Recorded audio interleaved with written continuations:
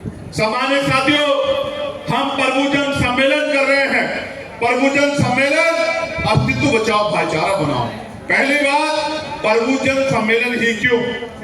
बाबा साहब अम्बेडकर ने कहा था, जिस समाज में 10 डॉक्टर, 10 इंजीनियर, 10 वकील पैदा हो जाएंगे, वो समाज और उसकी तरक्की को कभी रोका नहीं जा सकता, उसके अधिकारों को कभी छीना नहीं जा सकता।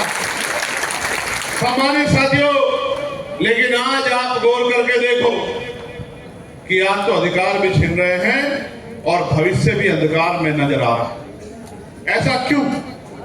प्यारे साथियों, आज के कार्यक्रम की व्यवस्था को देख रहे मुख्य मंडल प्रभारी मानस राय जी, प्रदेश सचिव भाईचारा आशुतोष भारतीय नागरिक जी, जिला अध्यक्ष बहराइच चंद्रदीप सिंह विषम जी, गोंडा के हमारे जिला अध्यक्ष केशवराम गौतम जी, बलरामपुर के हमारे जिला अध्यक्ष विनोद सोनकर जी और श्रावस्ती के हमारे जिला अध्यक्ष पवन सत्या जी, युवा हमारे अध्यक्ष विजय जाटव जी, पूर्व मंडल प्रभारी मोहम्मद आबिद जी, पूर्व जिला अध्यक्ष सोहेल अख्तर जी, पूर्व मंडल अध्यक्ष संतोष कुमार जी, भानु जी, सुरेश जी, मेरे साथ चल के आए अमित कुमार गौतम जी और उत्तर प्रदेश के संघर्ष से समर्पित और मजबूती से उत्तर प्रदेश का नेतृत्व कर रहे प्रदेश अध्यक्ष सुनील कुमार चित्तौड़ जी।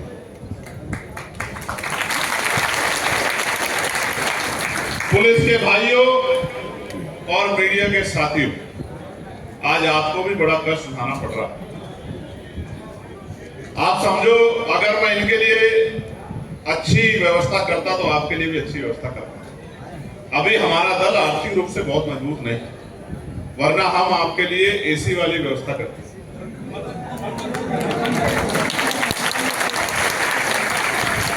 बात को जानता हूं और मैं ये भी जानता हूं कि गर्मी का आलम भी बहुत शानदार है, इसमें भी कोई दो राय नहीं। मैं ये भी जानता हूं कि गर्मी में आपको बैठने में परेशानी भी हो रही है, लेकिन मैं आपसे पूछना चाहता हूं, क्या ये परेशानी उन परेशानियों से ज्यादा है जो हम पे रोज होती है? तमाम तरह के जुल्म, तमाम तरह के अत्याचार, बिना सुविधाओं के, बिना साधन के, भूखे प्यासे टूटे फूटे घरों में रह के तमाम तरह का अपमान सहते हुए जब आप जीवन जी रहे हैं, वो बुरा है या ये बुरा है बताइए? तो इतनी हिम्मत तो बहुजन समाज के लोगों में होनी चाहिए कि वो इस कठिनाइयों का सामना कर ले। समय जब आप जितना डिस्टर्ब करोगे उतना ही समय जाएगा, उतना समय जाएगा तो एक व्यक्ति की वजह से कई लोगों को परेशान होना पड़ेगा। आराम से बैठ जाओ। प्यारे साथियों,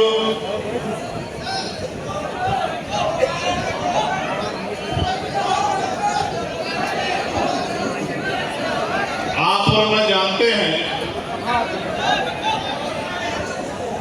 कि कोई भी आंदोलन, कोई भी संगठन, कोई भी कार्य बिना अनुशासन के आगे नहीं बढ़ सकता। मैं ये भी जानता हूं कि ये जो नौजवान आगे आके बैठे हैं, ये बीच वाली पंक्ति में, ये वो नौजवान हैं जो उत्साह से तो भरे हुए हैं, लेकिन अभी अपनी जिम्मेदारी को समझ नहीं पाए। अगर जिम्मेदारी को समझ पाते तो ये बाहर नहीं खड़े रहते। जब तक मैं नहीं आया तब तक ये बाहर खड़े रहे, और जब मैं आ गया तो ये दौड़ के अंदर भाग आए। अब इनको लगा कि भाई आगे चले जाएंगे, भाई के नजदीक जाएंगे, भाई को देख लेंगे, अपने फोन से किस तरह फोटो वोटो भी कलेक्ट कर लेंगे। लेकिन इनको आज ये नहीं पता था कि आज इनको ये भारी पड़ने वाला। ये आइडिया नहीं था इनको आइडिया ये था कि जाएंगे, आगे बैठ के आगे घुस के कहीं खड़े हो जाएंगे, बढ़िया फोटो वीडियो बनेगा। इनको ये नहीं पता था कि आज भाई के सिकंजे में फंस जाएंगे। कंधे से कंधा टच हो जाएगा, गर्मी में पसीना ऊपर से लेके नीचे तक टपकेगा, और सामने भाई आंखें निकाल के खड़े होंगे, गुस्से में तो उठ भी नहीं पाएंगे। तो ये आइडिया इनको आज नहीं था। तो ये कष्ट तो आपको सहना पड़ेगा। अगर आप पहले कुछ उठा के भागोगे, आराम से बैठे। अगर ये पहले ही आगे बैठ जाते आपकी तरह, जैसे ही सम्मानित लोग बैठे, जैसे हमारी बहनें माएँ बैठी हैं, तो फिर आज इनको जमीन पे नहीं बैठा, समझे? गांव में जब बारात जाती थी ना, तो जब मैं तो अपनी बता रहा हूँ, औरों भी छोड़ो, जब मैं नौजवान था तो हम लोग बस के आसपास घूमते रहते थे। लोग आके, सम्मानित लोग, बुजुर्ग लोग आके बस में बैठते रहते थे, हम लोग आसपास घूमते रहते थे। अब चलेगी बस, अब चलेगी। थोड़ी देर बाद जब बस चलती थी तो उसमें भाग के अंदर घुसते, देखते एक भी सीट खाली नहीं। फिर किसी कहते चाचा थोड़ी जगह दे दो, ताया थोड़ी जगह दे दो, भैया थोड़ी जगह दे दो। कहते भाई एक ही आदमी की तो सीट है, कितने आदमी बैठ जाएंगे, ट्रेन थोड़ा ही है। तो फिर पूरी बारात के रास्ते तक खड़े होकर जाना पड़ता था। तो ये वो बाराती हैं जो बारात का जिम्मेदारी से आनंद लेना चाहते हैं, लेकिन अनुशासन में आके अपने समय को सही तरह से, अपनी जिम्मेदारी को, अपने समय को प्रयोग नहीं करना चाहते।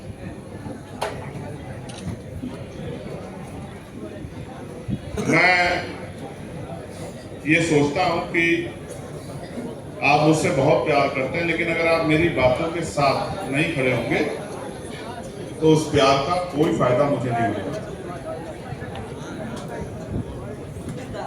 फिर प्रयागराज जैसे हालात होंगे। कैसे? प्रयागराज जैसे हालात होंगे, इलाहाबाद जैसे। इसी छोटी सी लापरवाही में, छोटी सी गलतफहमी में फिर इलाहाबाद जैसे हालात होंगे। उन्हीं को रोकने के लिए आज मेरी सख्ती आप लोगों के ऊपर है।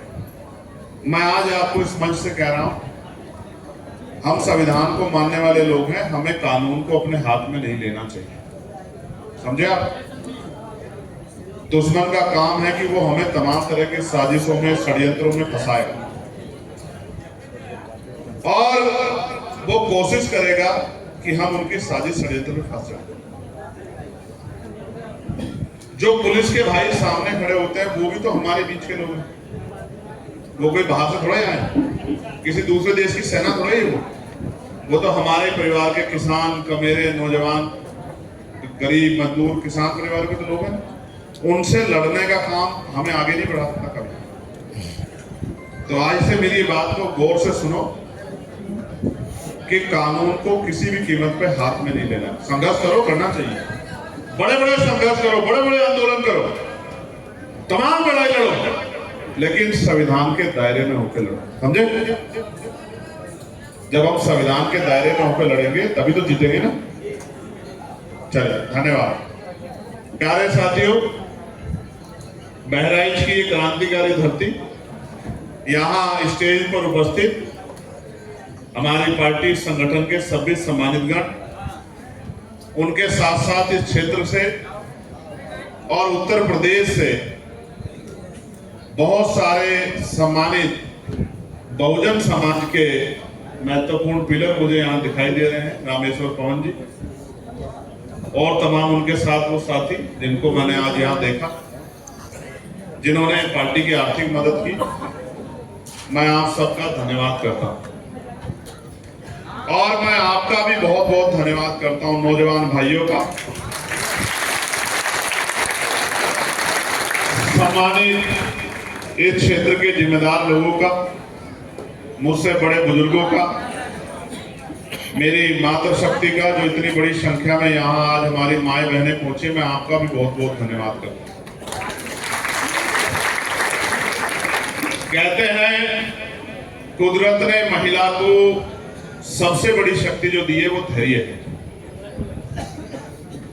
वो कहीं नहीं हिली, गर्मी उनको भी बराबर लग रही है, उन्होंने कोई परेशानी जाहिर नहीं की, वो कहीं खड़े नहीं हुए, हमें अपने और उनके अंदर के आकलन को करना चाहिए कि उनके अंदर धैर्य की कितनी बड़ी जो है विरासत कुदरत ने सौंपी और हमारे अंदर क्या कम। अच्छा सिपाही वो होता है जिसको जो जिम्मेदारी लगा दी जाए वो उस जिम्मेदारी पर खड़ा रहे। सेना का जवान जब बॉर्डर पे लग जाता है तो जब तक उसका विकल्प नहीं आता, जब तक उसका अल्टरनेट नहीं आता, तब तक वो चाहे उसकी ड्यूटी से ज्यादा समय हो जाए वो अपनी जगह नहीं छोड़ता। अगर वो इस तरह जगह छोड़ने लग जाएगा तो देश की सीमाएं जो है सुरक्षित नहीं रहेंगी। वो देश का जवान है, सेना का जवान है। आप भी तो इस मिशन के जवान हो या नहीं हो बताओ? आप भी तो महापुरुषों के मिशन को आगे बढ़ाने के लिए संघर्ष कर रहे हो नहीं कर रहे हो बताओ?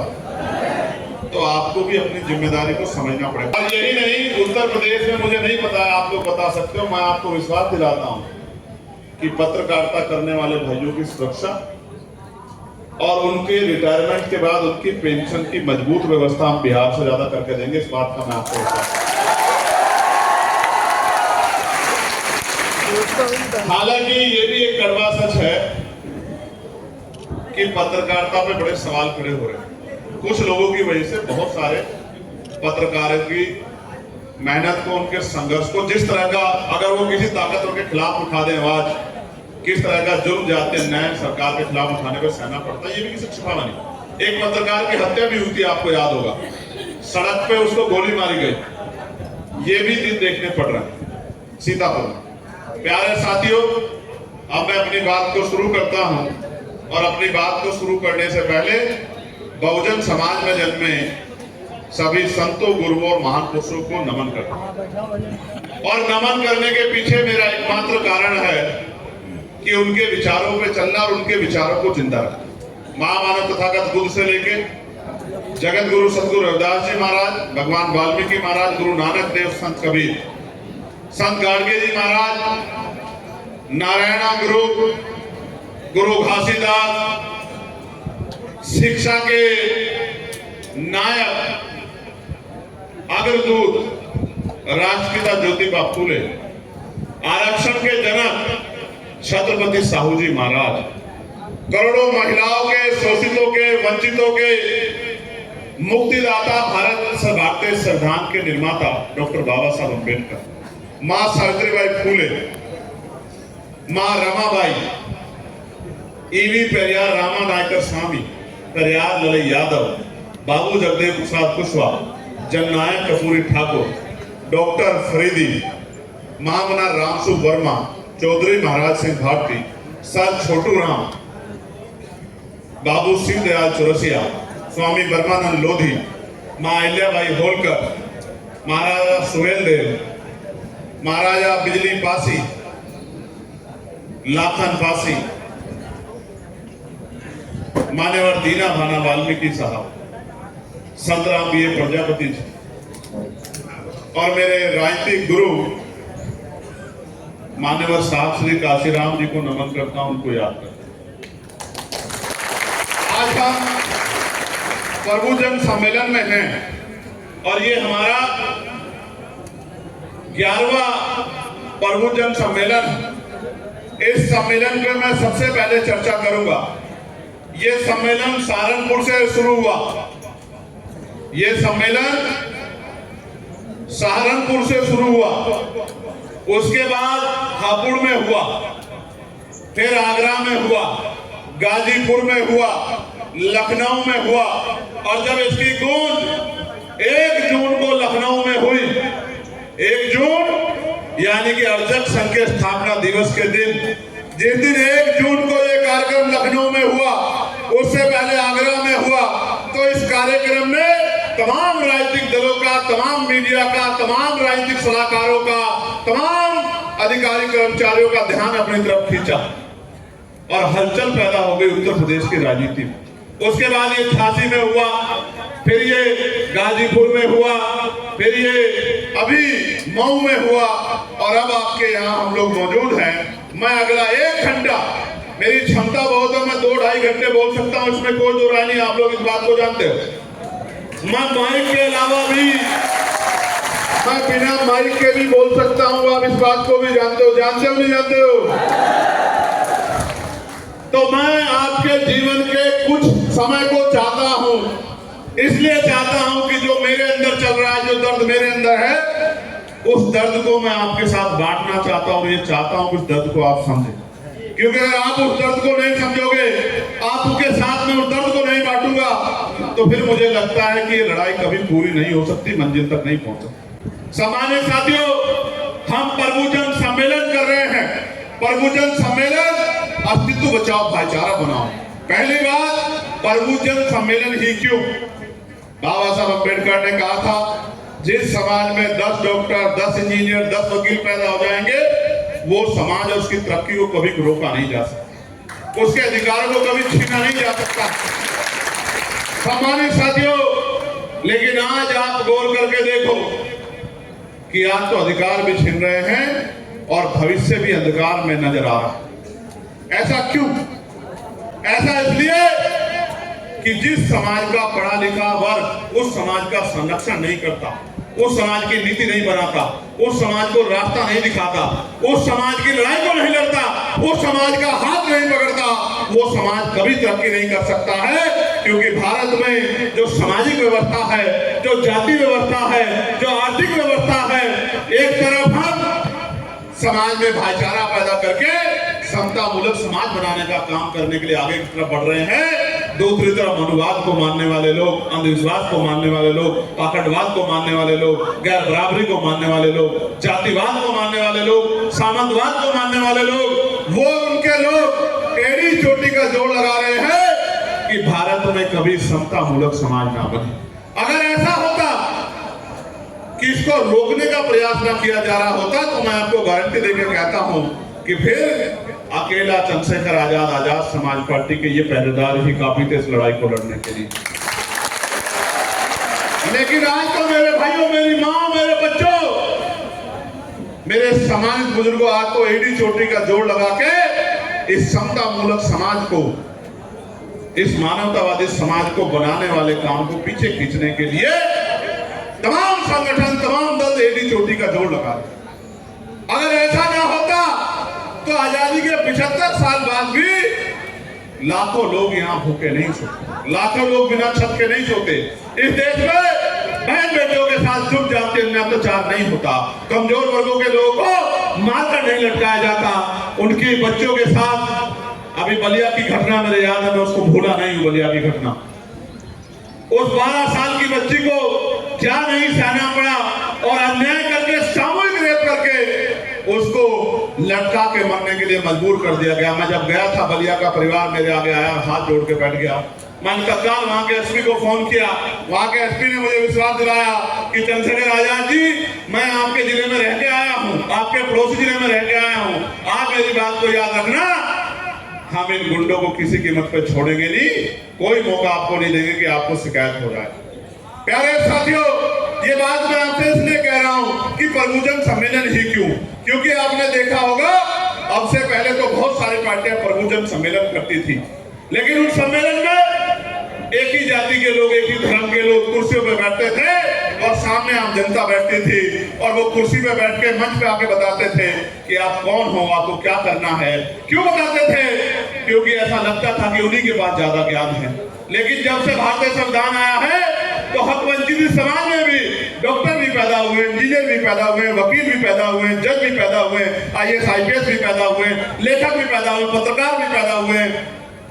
तो आज इस समाज को क्या हमसे कमी रह रही है, क्या हमें करना चाहिए, क्या हम कर रहे हैं, ये बात चर्चा हो जाए और इस चर्चा के बाद जो रास्ता निकले उस रास्ते पे हम सब लोग मिलकर चले और समाज में बदलाव, समाज की ताकत है, समाज को हक अधिकार मिले, गैर बराबरी दूर हो। हमारी लड़ाई किसी जाति के खिलाफ नहीं है, किसी धर्म के खिलाफ नहीं है, किसी वर्ण के खिलाफ नहीं है। हमारी लड़ाई इस देश से जातिवाद खत्म करने की है, अंधविश्वास खत्म करने की है, पाखंडवाद खत्म करने की है।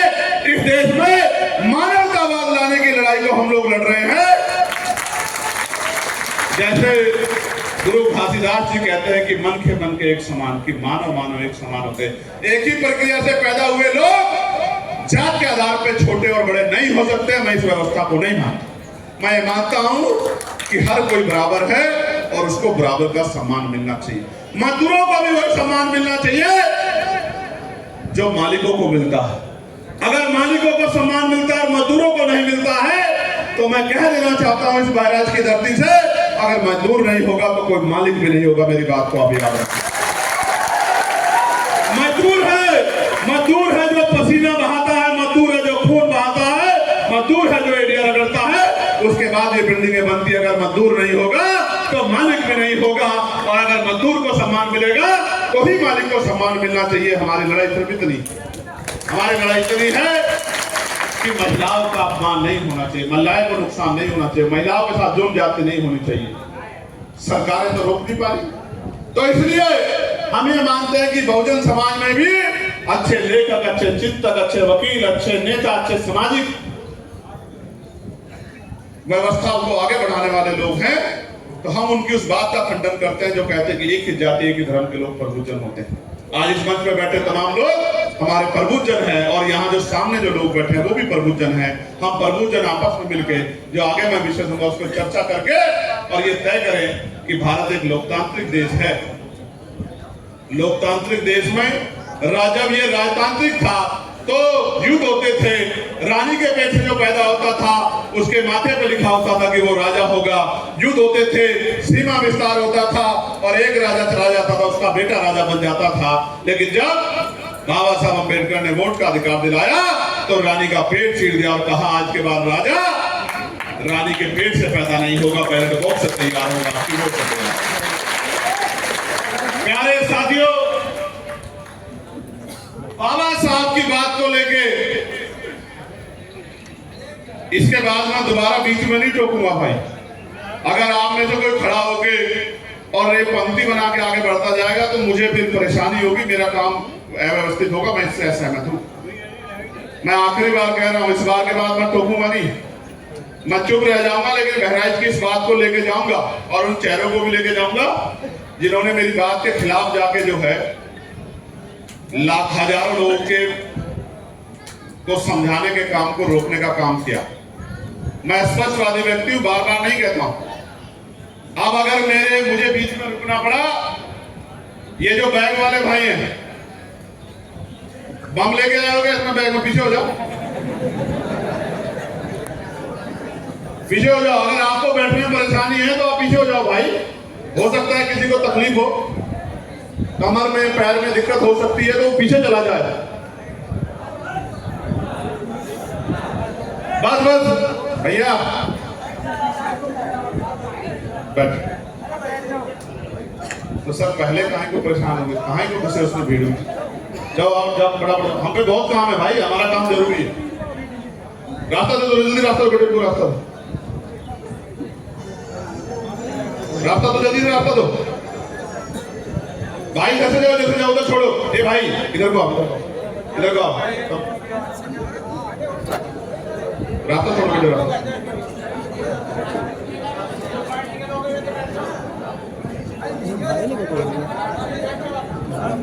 जब हम खेत में काम करते हैं मजदूर, आपको याद है नहीं याद है, तपती गर्मी में सूरज नहीं कहता कि छाता ले लो। पसीना कहां से शुरू होता है, कहां से निकलता है, इतना आसान थोड़ा ही है, इतना आसान नहीं समझ। चलिए मुद्दे पे बात करते हैं। तो राजतंत्र में तो ये संभव था, लेकिन आज भारत में राजतंत्र नहीं लोकतंत्र है। जनता जिसको वोट देगी वो ताकत में आएगा और जब ताकत में आएगा वो पॉलिसी बना के लोगों के जीवन में बदलाव करेगा। फिर 75 साल बाद आज भी सामाजिक, आर्थिक, राजनीतिक गैर बराबरी क्यों? पैसे वाले लोग चुनाव लड़ते हैं, पैसे वाले लोग प्रधान बनते हैं, पैसे वाले लोग जिला पंचायत के सदस्य बनते हैं, पैसे वाले लोग विधायक बनते हैं, पैसे वाले लोग जिला पंचायत के अध्यक्ष बनते हैं, जिला पंचायत के सदस्य बनते हैं, ब्लॉक के प्रमुख बनते हैं, सांसद बनते हैं, एमएलसी बनते हैं। तो ये लोकतंत्र कैसे लोकतंत्र हुआ? अगर पैसे के दम पे सब लोग आगे बढ़ेंगे तो ये धनतंत्र हो सकता है, लोकतंत्र नहीं हो सकता। लोकतंत्र का मतलब तो ये है कि एक किसान, मजदूर, रिक्शा, ठेली, सब्जी बेचने वाले के बेटों को भी बराबर का अधिकार होना चाहिए। आज आप देखते हैं, मैंने तो अपनी आंखों से देखा है इतना पैसा खर्च होता है चुनाव में कि किसी गरीब की हिम्मत भी नहीं है कि वो चुनाव लड़ ले। और इलेक्शन कमीशन ये कहता है कि 33 लाख रुपए तक आप विधानसभा में खर्च कर सकते हैं, यानी कि 33 लाख रुपए जिसके अकाउंट में वही चुनाव लड़ पाएगा मजबूती से। तो आप जितने लोग यहाँ बैठे बताओ कितने के अकाउंट में 33 लाख जमा है, जरा हाथ उठा के बता दो। जिसके में हो वो हाथ खड़ा कर दे। 33 लाख रुपए जिसके अकाउंट में हो वो हाथ खड़ा कर दे। बस शांत हो जाओ। अब इस बात से समझो कि यहां इतनी बड़ी हजारों की संख्या में 0.12% भी लोग नहीं हैं जो इस धनतंत्र में अपने आप को आगे बढ़ा सके। तो प्यारे साथियों, हमने निर्णय लिया कि समाज में जो तमाम तरह की इधर उधर की बातें चल रही हैं, समाज में जो गलतफहमी है, समाज के अंदर जो बेचैनी पैदा हुई, उस बेचैनी का हल क्या है? बेचैनी का हल ये है कि हम समाज के बीच में जाके अपनी बात को रखें। इसलिए आज मैं आपके बीच में हूं और मैं आपको भरोसा दिलाता हूं, अगर पसीना आपको आएगा तो मैं भी पंखे में नहीं जाऊंगा, यही आपके बीच में रहूंगा, आपको अपनी बात कहता हूं। तो हमने प्रभु जन सम्मेलन के जरिए कुछ विषय उठाए, इन विषय पर आप गौर करना। और जब आप गांव पंचायतों में जाओगे, जो पदाधिकारी है, कार्यकर्ता हैं, जब आप अपनी मीटिंगों में जाओगे तो इन विषय पर चर्चा करना कि इन विषयों पर काम होना चाहिए, नहीं होना चाहिए। हमारी पहली मांग ये है कि भारत में जब हमने शुरू किया था ये प्रभु सम्मेलन, तो हमारी पहली मांग थी कि जातिवार जनगणना होनी चाहिए, जातिगत जनगणना।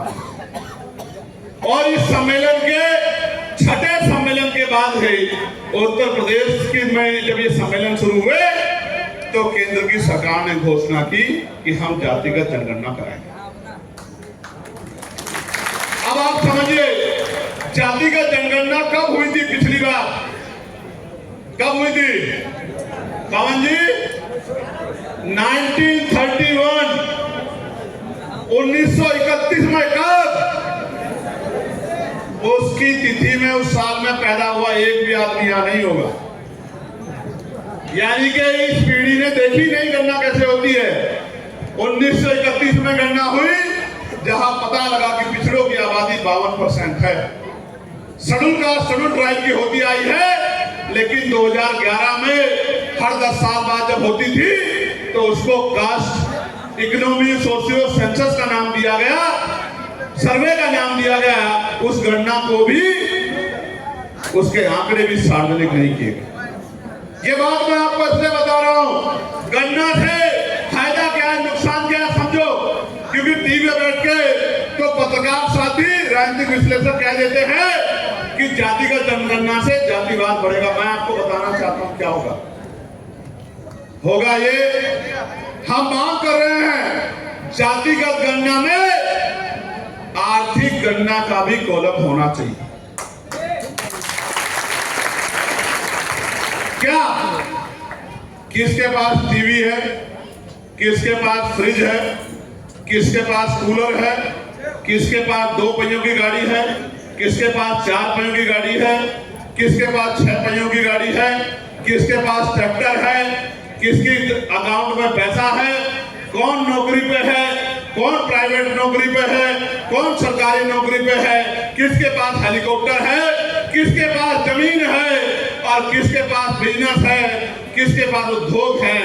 देश को पता लगना चाहिए कि दलित, पिछड़े, आदिवासी, मुसलमान, जैन, सिख, बौद्ध, ईसाई और सामान्य जाति के भी, ब्राह्मण, क्षत्रिय, वैश्य लोगों पे भी किनकी हालत इस देश में खराब है और आजादी के 75 साल बाद भी उनकी हालत को बदलने के लिए क्या है। जब यह पता लगेगा, बिहार में हुआ था, कास्ट सेंसस हुआ था, इकोनॉमी सर्वे के आंकड़े जारी नहीं किए गए, तो कास्ट सेंसस से पता लगा कि 90% आबादी SC, ST, OBC की है।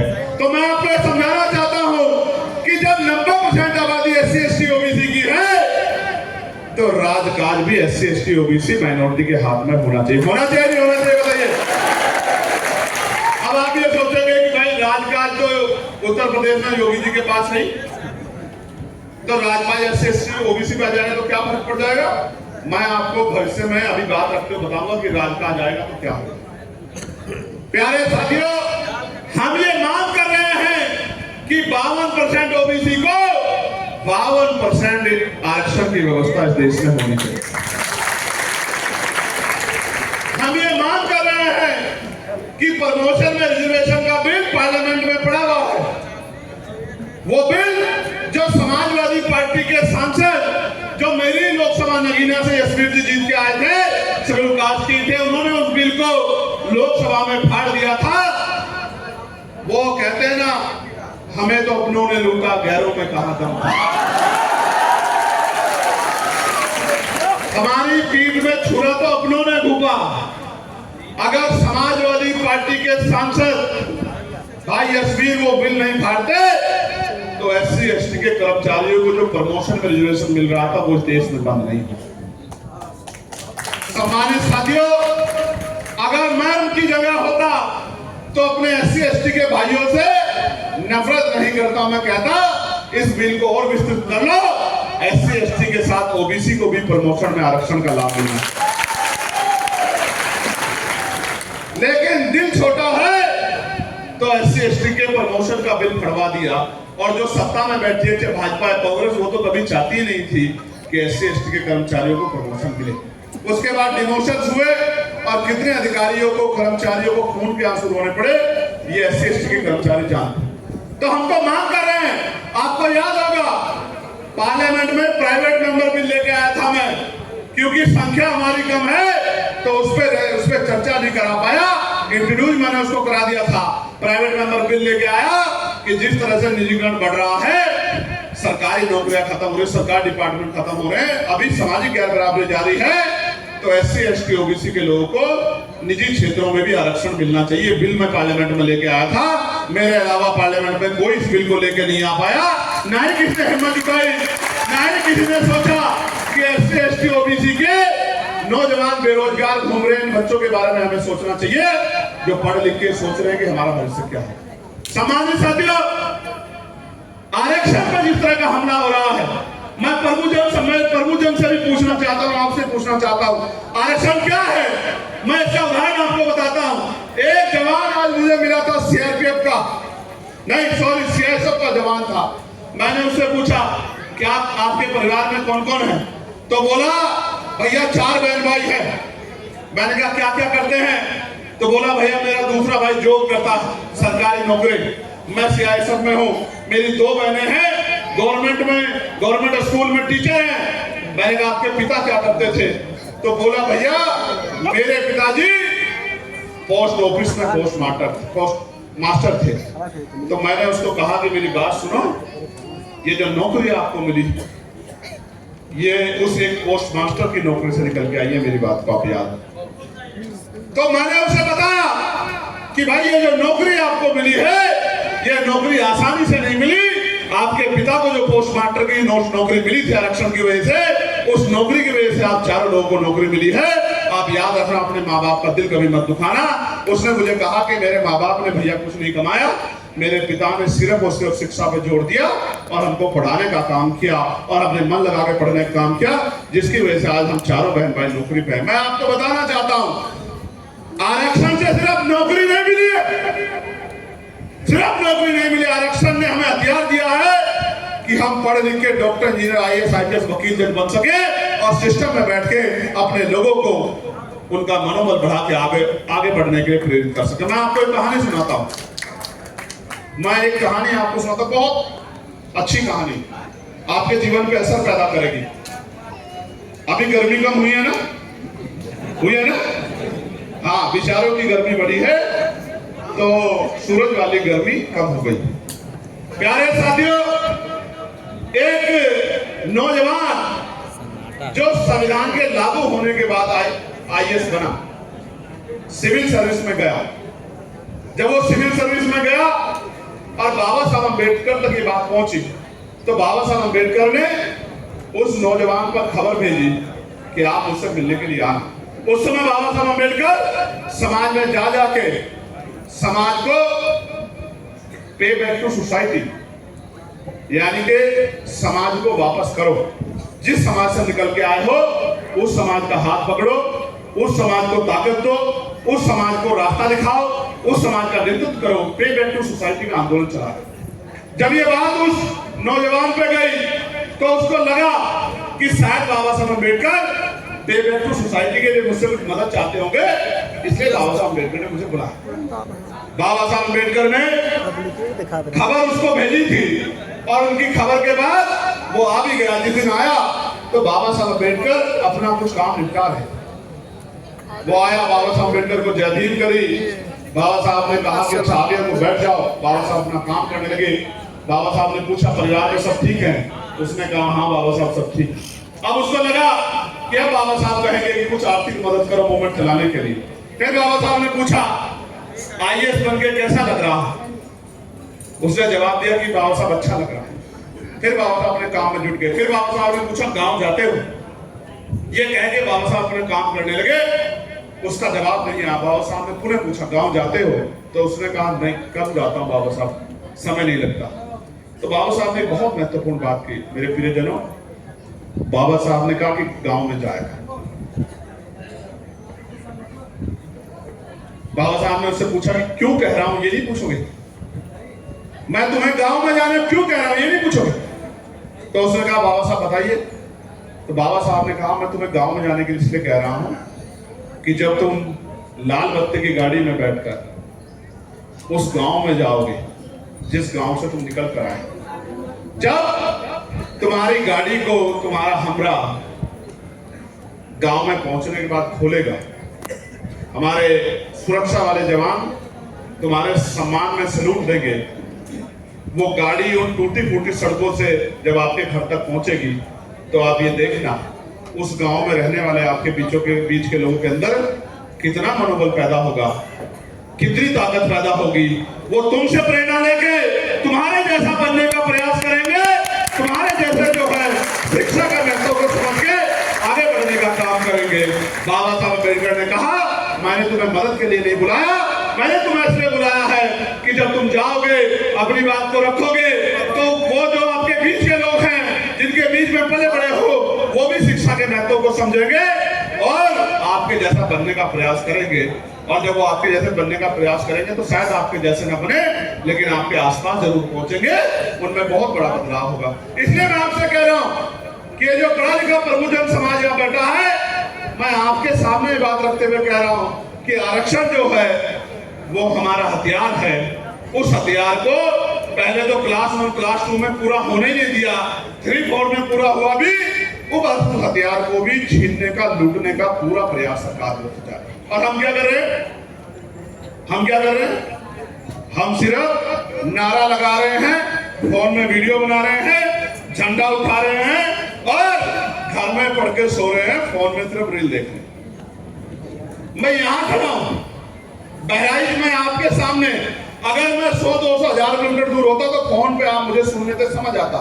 जब मैं यहाँ खड़ा हूं मुझे यहाँ सुनने के बजाय फोन निकाल के रिकॉर्डिंग कर रहे हो। इन रिकॉर्डिंग को सुनने का समय है आप लोगों के पास? जब मास्टर स्कूल में पढ़ाता है और जो बच्चा इधर उधर ध्यान रखता है, इधर उधर ध्यान लगाता है, इधर उधर झांकता है, इधर उधर देखता है, आपस में बात करता है, उसकी समझ में कुछ आता है क्या? फिर जब पेपर आता है तो क्या करता है? वो कभी इस कॉपी में झांकता है, कभी इस कॉपी में झांकता है। कुछ तो लायकी पैदा करो या सारी जिंदगी नालायक रहोगे।